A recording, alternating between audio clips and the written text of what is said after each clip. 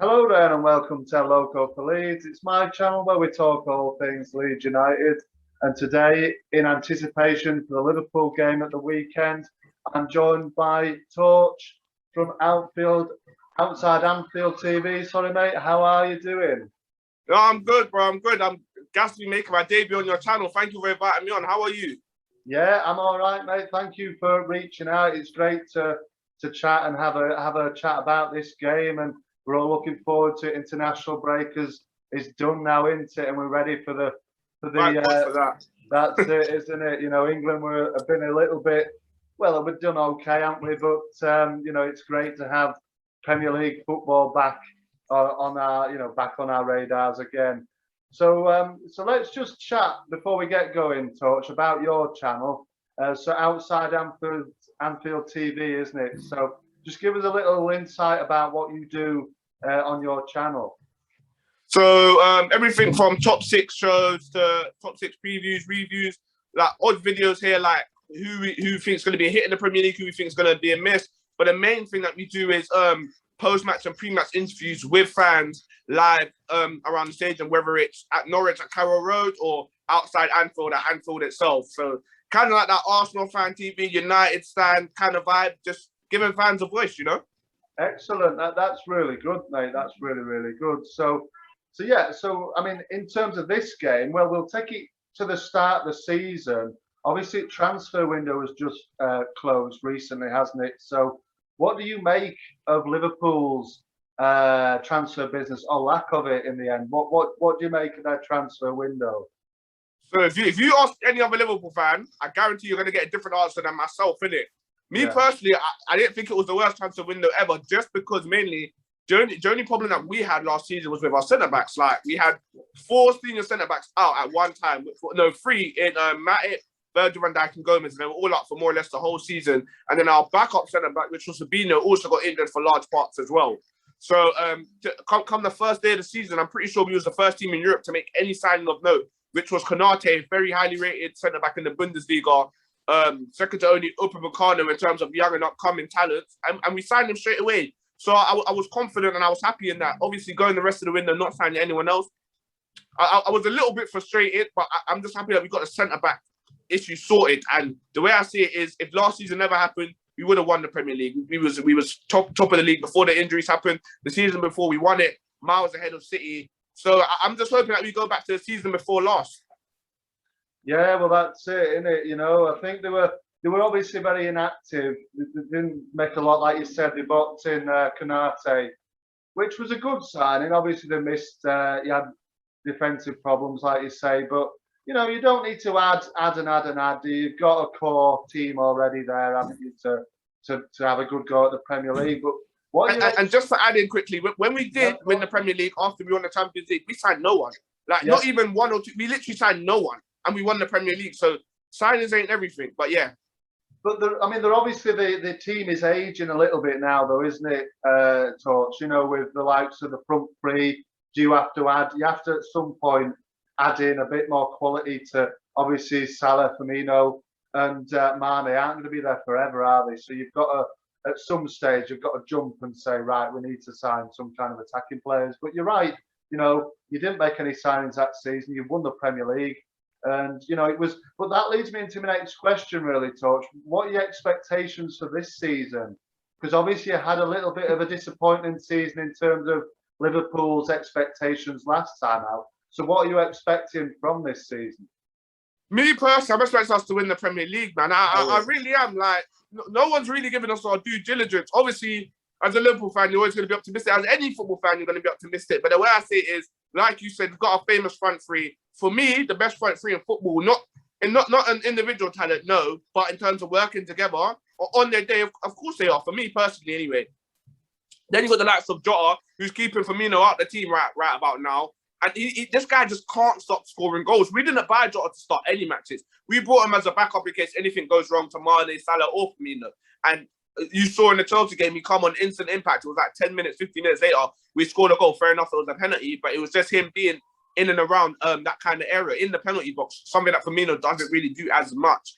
So I'm expecting us to challenge for the Premier League. We've got guys like Taki Minamino, fair enough. Not a lot of people have seen a lot of him, but from what I've seen, when I first saw him was when he was destroying Liverpool at Anfield for RB Salzburg.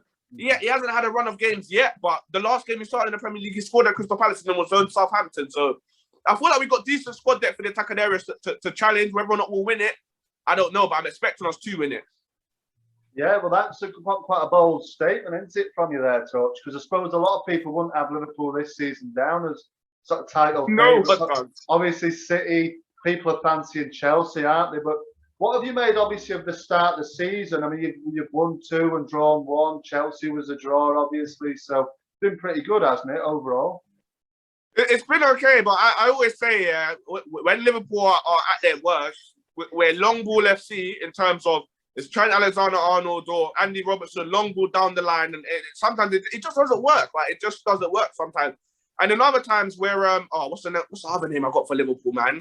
There's long ball FC, and then there's I can't even remember the other name, but yeah, that's it. Our fullbacks are our number 10s. When we play really well, our fullbacks are our number 10s because the amount of chances Trent creates, he's created the most chances in the Premier League season, in the Premier League this season, barring any player, not just for Liverpool. So that doesn't strike me as a right. That strikes me as a number 10. Those are the kind of things you associate with Kevin De Bruyne, Bruno Fernandes, Jack Grealish, them type of players. So I do think that our start of season's been okay. Norwich was a bit nervy at times. They played really good football. And when you press, sometimes you do leave yourself open. And as a Leeds fan, I'm pretty sure you know that as well. Burnley, they put up a fight, but eventually we ran out with a 3-0 comfortable win. It was Chelsea that I was really disappointed in because, like I said, that game, packed defence, we're long ball FC. We're asking our fullbacks to be number 10s. Andy Robertson wasn't fit for that game. Tamika should have started. Klopp wasn't brave enough. So yeah, it's been an okay start, but not as comprehensive as I would have liked personally. No. Well, and obviously, something to add to last season, the fans are obviously back in now, Torch. Have you been to any games? Have you been to Anfield at the start of the season? You know, what's the atmosphere like? What's it like? Bro, it's electric. It's electric. Yeah. Do you know what it was the first game, yeah, and it was after we stopped singing "You'll Never Walk Alone" with the background song. The fans just kept singing it, and I kept singing it. I had a few pints in me, but even if I was sober as hell, I would have carried on singing that song till the cows come home. So yeah, man, the atmosphere's been absolutely electric. Absolutely great. And have you been? So you've been to? Have you been to all? Have you been to the away games as well? Yeah. I was at the only game I haven't been to so far was Chelsea, just because it was too expensive. The hotel was too expensive. Tickets were too expensive. Obviously, it's a higher profile game. Yeah, of course. Yeah, I mean, it was in the end, it was a decent point that really. But obviously, this game, we'll go on to the game on Sunday in a moment. But there's a little bit to unpack in the Torch, really. What have you made about this Brazilian saga? You know, these players. Obviously, it affects both teams in the lead up to Sunday. Obviously, you guys have got Alisson, Fabinho. Obviously, Firmino's injured, isn't he, for this one anyway? And we've got Rafinha. But what have you made out of? What have you made of all this? Wow. It's a Jose Mourinho. If I speak, I'm in trouble, innit? I don't even know what to say, man, to be fair, because it's one of them ones where they want to flex their muscle. You can't really blame them, but then at the same time, these are the clubs that pay them. Like, when you go international duty, you're not being paid, and even if you are, it goes straight to charity. So it's like, how do you guys really have a say? But then we're talking about human beings, so it shouldn't be club versus country in terms of where they should go, where they can't go. At the end of the day, the final decision should be made, or it should be their decision to make. But it's just the Brazilian FA flexing their muscle, isn't it? So that's the way I see it. It is really, yeah. I mean, I don't know how they can punish players for not going when all this corona is going on. The players have said, I don't want to go. They've chosen to play the cup. Why do you? I don't understand why they're punishing the players. Why, then it, like you said, it becomes club against country, and that then becomes a bit of a standoff. I don't. And sorry to cut you. Do you know what the weirdest thing for me is as well? I don't know if this is true or not, but a lot of people have reported it. Apparently, because Everton and the Brazilian FA have a good relationship, Richarlison's allowed to play. Yeah, well, I have heard that as well, and it's ridiculous, isn't it? If one rule for one player should be the rule for all. I mean, but if we end up playing, well, if any of the teams end up playing, Rafinha or Alisson or Fabinho, then they may end up, I've heard, getting a 3-0 loss or Which is crazy. But then what happens if both of the teams play them? So obviously, how do you think it will affect Liverpool? Do you think it will affect them? I mean, I will ask you for your predicted lineup a little bit later on, but do you think it will affect them worse than Leeds, or do you think we'll be just as badly affected? Do you know what? Yeah, and maybe this is the egotistical, deluded Liverpool fan that I am, innit? But I feel like we'll be all right, just mainly because God bless his soul, Fabinho's father passed away at the beginning of the season, so I think he wasn't there for the first 2 games. And if anything, come off the bench against Norwich, but I don't think he did. I think he weren't there for the first 2 games, and he started against Chelsea, and that's the only game that we drew in it. Obviously, I'm not trying to say he's the reason that we drew, but he did look a bit rusty at times. In terms of Alisson, Alisson's a world-class keeper, but this Kelleher guy, yeah, last season, the way he stepped in, and when I say to rival fans, they're like, who's Kelleher? I've never heard of him. Bro, if you're a Liverpool fan, especially because Liverpool's history of goalkeepers are terrible. Forget second choice, our first choices have always been terrible. Barring Pepe Reina in my lifetime, I can't remember a goalkeeper I thought was half decent, let alone outstanding. And Alisson's come along and he's been like, oh my days. So no, I'm a massive fan of Kelleher. I said if he does well this season in the cup competitions, I bet anyone, any money, he's going to get a strong loan to a Premier League side next season. And then the season after, we'll be having the same kind of problems that Man United have with David De Gea and what's the other goalkeeper's name? Henderson. Yeah. So I think we'll be all right. How about you, Rafinha? I haven't watched much of Leeds this season. I watched the Man United game. I was disappointed in that because I always like to see United lose. Have you started many games for you? Yeah, Rafinha's staple. He's one of the first names on team sheet, Torch, to be fair. So I think we will miss him, but it's only one player. And for me, Rafinha, he does have his off games. He's a star player, but should be sure he will go missing sometimes. I think personally, we'll be all right without Rafinha, but we've got Dan James to come in. Maybe there's the young lad Somerville, there's been a lot of hype around recently. So we'll wait and see. It'll be an interesting to see, but no doubt we will miss him.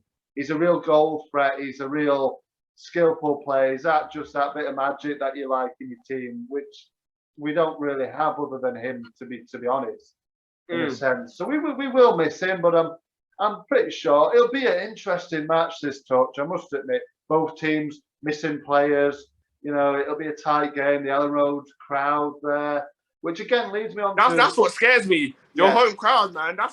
I'm sitting bricks. Well, it leads me nicely on to my next question, Torch, for you. What are your memories of this fixture? Have you been to Elland Road in the past at all, or what do you?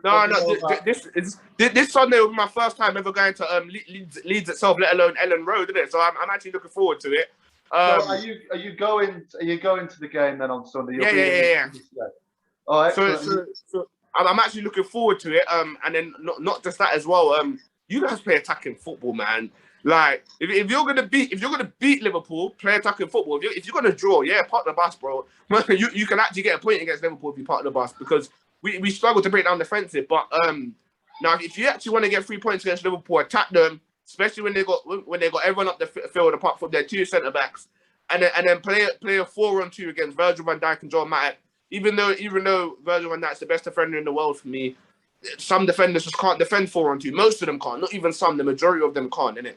So yeah, man, you guys really do have a good chance. Well, that's it. We'll come and attack you. Like I said, Rafinha is our sort of main. Not main attacking threat. Obviously, we got Bamford, we got Harrison. They seem to, we attack as a unit. But Rafinha is the star man, really. But we'll attack you. I mean, we saw it in that game, didn't we, Torch? Start of the last season at Anfield, that 4-3 game. That's exactly how we play. We tightened up as the season went on. Diego Llorente is a big part of that, which I think he will be playing. He's very solid. It's going to be an interesting game. But you say you've never been to Leeds or Elland Road at all, so you're going to have some kind of, I do envy a little bit on Sunday because it's such a great atmosphere. It'll be full. It'll be sold out, I'm sure. Yeah, I can imagine. It's a great occasion, to be fair. And what do you make of Leeds? You say you haven't seen much of them, Touch. Have you seen much of them last season, or You So know, obviously, I watched you guys at the first game of the season, Man United. I watched the full match because I was on the train to Norwich, innit? I love seeing United lose, man. Like, I promise you, the two things I enjoy are watching United lose and then going on their fan channels afterwards to hear them all rant. I swear down, people think I'm sad, but it gives me so much joy. Yeah, no, that match, I honest to God think that it was just the atmosphere. It was that Old Trafford atmosphere. It was just, it wasn't even just too much for the Leeds players, like it was, but it also spurred the Man United players on so much. Because the moment that you scored that goal, I just saw them take up a notch, like, what? We're at home. Are you hearing how the crowd are screaming? And like, I could feel the expectation on the Man United players. So, yeah, but the season's gone by, man. You lot are so hit and miss, and literally hit and miss. You will hit one game and then you'll miss the other, and it's so crazy because I think that at the end of the season, you had the same amount of wins, the same amount of losses, and your goal difference was exactly 0. Or was that towards the end of the season? Yeah, I mean, honestly, Torch, it is. It's exactly how you describe it. It's hit and miss. We can go win a game, 5-0, 4-1, whatever. But then we can also, at the same token, lose a game by that much. And you saw it at Old Trafford. Unfortunately, I'm a bit the same as you, Torch. Obviously, we don't like Man United at Leeds. And it was such a disappointing way to start the season. We're all excited to United Old Trafford first game, and then we go lose 5-1. But you pick yourself up and you go again. It's these sort of games you want to be involved in with the crowd back in. It's fantastic, and you'll have a good time on Sunday, I'm sure, regardless probably of even the result itself. But what I mean, what is? I'll ask you, who is the player that you think, in your opinion, is going to win the game for Liverpool on Sunday? Who's the match winner? Oh boy, that's a very good question. It's got to be my guy in form, Diego Jota, man. Because really? Obviously the Mane and Salah rivalry is getting more fierce and fierce, and obviously you don't see it on the picture. But what I notice is when one of them scores, the celebration is not "I'm happy." It's "Oh yes, I've scored and he hasn't." It's a relief. Like when Mane scored that goal against Burnley, I felt stress off my shoulders relief. And I shouldn't be feeling like that because seasons gone by, especially when Coutinho was there. Well, when Coutinho was there, he was our provider for all 4 of them. So they was all going to get good goal numbers. Coutinho was going to score on his own and create. He was going to create for Bobby because them two are best friends. He was going to create for Salah because he rated Salah, and he was going to create for Mane because he was always running behind. But now the only player that's not selfish in our team is Diego Jota, and he's winning headers in the box against Burnley defenders. He's winning headers last season as well. He's probably our most technical dribbler out of the front 3 in terms of jinking in and out of players. So if there's someone to win this game for us and be that danger, man, it's Diego Jota. Yeah, he is. He is a danger. Has started the season pretty well, and he ended the last season, on pretty good form. So, well, I'll ask you. I'll reverse the question, Torch, and I'll ask you, who do you think is going to be the danger man for Liverpool in the Leeds lineup there? Oh, bruv, you know who scares me for this game, especially after seeing him play yesterday? Patrick Bamford, because he just makes I always wonder why more strikers don't do it. I get you're 6'4", yeah, or however tall he is, but he runs in behind, and I don't see many if I'm Lukaku, yeah, against Liverpool in that first half, yeah, I'm saying, bro, I may not be the paciest, but these guys hold such a high line. You got someone like Jorginho. Listen, we're gonna time the run perfect, and we're gonna run in behind at Liverpool defense. If I get him 1-on-1, I'm a striker. I'm gonna score. Do you know what I mean? And if Bamford gets him 1-on-1, don't get me wrong, he's not Harry Kane. He's not that level of clinical, but he's not shit at the same time. Like I do have a level of ratings for Bamford, so I do think he will score if he gets the right service from someone like Calvin Phillips, who's got that kind of pass in him. So, Patrick, Calvin Phillips in terms of his passing, but Bamford in terms of the runs he makes, man, he could be a real danger man in this game. Yeah, I think you're right. So, Bamford is deceptive. He's quite deceptively quick, but he makes those runs in behind you, and he'll get himself in the position in the box. He'll win the headers. He'll come deep to link up the play. He's a really intelligent player, and he don't really get the credit for me that he deserves. Obviously, he got the England call up, fantastic stuff. It was a bit disappointing to see him taken off so early, but what can you do, really? But I'll ask you as well, Touch. what do you reckon your lineup's going to be? Obviously, we've spoken about these Brazilian players missing. Obviously, you've got a few injuries as well, haven't you? But what do you see? 1 to 11. What do you think your lineup's going to be? So we're gonna go Kelleher and goal, who I rate massively. I'm telling you, this is an end-to-end game, like we're all assuming it is. Back this guy to make some world-class saves. I'm talking fingertips over the bar, reaction stage. He's so good. I think he's North Island or Island International. Don't quote me. It's one or the other. I think he's Island. There you go. Yeah. Irish International. Yeah. Trying to get the word in right. Costa Tamika's at left back, just based on Robertson's poor performance last week and the fact that we got AC Milan at home on Wednesday. I reckon Klopp will play Costas this game and bring Andy Robertson back in on Wednesday. And the amount of games he played in such a short space of time. You're looking at Joel Matip and Virgil van Dijk at the back. But then I wouldn't be surprised if he goes for Konaté and Gomez just based on their pace. And like I said, Champions League midweek. But and Virgil van Dijk, he had broken finger. He pulled up yesterday or day before in the international duty. So I don't know if he'll be cautious, but he loves Virgil van Dijk so much. I can't see him being cautious. So we'll go for Virgil van Dijk and Matip. At the base of midfield, we're looking at Hendo. On the right-hand side, you're looking at Naby Keita. On the left-hand side of the midfield, you're looking at Thiago and Katara. Jota up front, Salah on the right, and for Mane on the left. Yeah, it's a formidable team. Whatever way you play it, isn't it? Really, I think we're going to have a bit of a battle on his hands to get anything out of this one. To be honest with you, Torch. But what are you confident? Am I confident? Yeah. Not especially. The only thing I'm confident of, Torch, is like you said, the fans. I think the fans at Elland Road in a game like this. We saw it in the Everton match, which was a draw. But then we played Crewe in the League Cup. That was a sellout, and everybody was again up for it. I think the fans are going to be really up for it in a real sort of 12th man, if you like. That's where I think the players will get their energy from, and that might push us to a victory. But in all honesty, I don't like to bet against Leeds to lose a match, but it's going to be a really tricky one. This as the teams against the top 4, top 6 teams are. We saw it last season. Liverpool, it was 1-1, wasn't it? But that was without the fans, and I think you guys run a little bit of a bad run of form when we played you. So it's going to be tricky for me. In all honesty, I'm going to say we're going to win, but only because I'm going to back Leeds. But in reality, mate, I actually think you're going to probably beat us, and that becomes the point where the Newcastle game. We've got Newcastle on the Friday, a week on Friday. We play them, and if we don't get anything out of you guys, it's going to be massive, because we're going 4 games then without a win.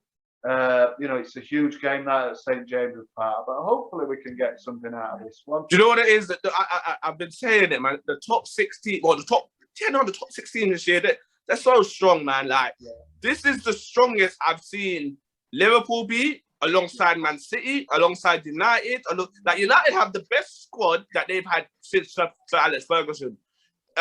This Liverpool squad is arguably one of the best in the Premier League era in terms of Liverpool squad, because people always talk about the Gerrard and Xabi Alonso days, but we didn't have a squad. We had 3-4 players that were really, really world class. And Xabi Alonso, he was good at Liverpool, but he didn't reach some heights until he went Real Madrid and then Bayern Munich and that. So you look at Chelsea as well. They got Kante, they got Lukaku, Thiago Silva to call on, Mendy in goal. It's a crazy, crazy season. So don't be too disheartened if it takes a Newcastle game to get your first win, because I feel like most teams are going to be like, Arsenal ain't even got a bloody win yet. Well, do you know what I mean? They haven't even got a goal, mate, have they? They haven't even got a goal, Arsenal. So they're terrible. They're struggling, aren't they? So yeah, it's a long season, isn't it? There's plenty of time to get that first win on the board. Personally, it's going to be a bit of a slog for us, this one, and I think, unfortunately, I do think that you probably will have a bit too much for us. But I'm going to go and ask you, and I'm going to go and ask you your score prediction, Torch. What do you think it's going to be?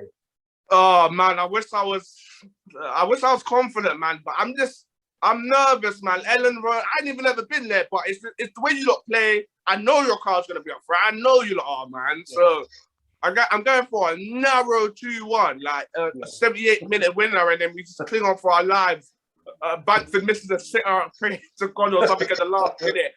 And then you just hear that sigh of relief from the away end, and it's like, yeah, final whistle. What are you going for? I think I'm going to go with 2-1 as well, actually, to you guys. I think I will. I mean, or 2-2, maybe 2-2. I'll go with 2-2 because, yeah, I don't like to predict us to lose a game, but it'll be a good game. It'll be an attacking match, as we've seen, like I said, at Anfield last season. It'll be two teams going at each other. The fans are going to be up for it.